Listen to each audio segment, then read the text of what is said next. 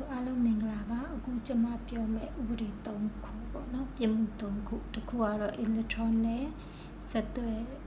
ဆောင်ရွက်ရေးဥပဒေပုံမှန်34ကာကြီးနောက်တော့မြန်မာဆက်သွယ်ရေးဥပဒေပုံမှန်66ကာကြီးနောက်တော့ပြင်မှုဆိုင်ရာဥပဒေပုံမှန်900ဒီ3ခုစလုံးကပြင်မှုဆိုင်ရာဥပဒေပုံမှန်တွေဖြစ်ပါတယ်ဒီဟာတွေကတော့တခြားသူတယောက်ရဲ့ဂုဏ်သိက္ခာတခြားသူတယောက်ရဲ့အကျိုးစီးပွားကိုနစ်နာအောင်ပြောဆိုရေးသားတာတွေနောက်တစ်ခုကတခြားသူရဲ့ဒီအကျင့်စာရိတ္တ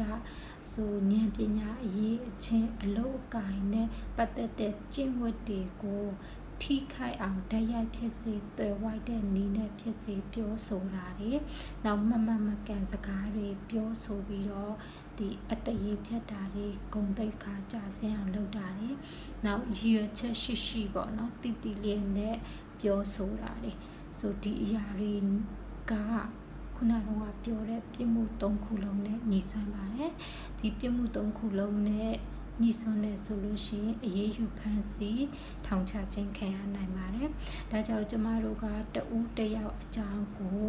လွတ်လပ်စွာထုတ်ဖော်ပြောဆိုနိုင်တယ်ဆိုပေမဲ့အဲ့ဒီတဦးတယောက်ရဲ့အကျိုးစီးပွားနစ်နာအောင်ဂုဏ်သိက္ခာကျဆင်းအောင်အလုပ်အကိုင်တွေနဲ့ပတ်သက်တဲ့ကျင့်ဝတ်တွေကိုထိခိုက်အောင်ပြောဆိုမယ်ဖြန့်ဝေမယ်တယောမယ်ဆိုရင်တော့ဒီပြစ်မှုဆိုင်ရာဥပဒေတွေနဲ့အရေးယူပြီးဖန်ဆီးခံရနိုင်တယ်ဆိုတာကိုဗဟုသုတအနေနဲ့ဝေမျှပေးလိုက်ပါတယ်ရှင်ကျေးဇူးတင်ပါတယ်ရှင်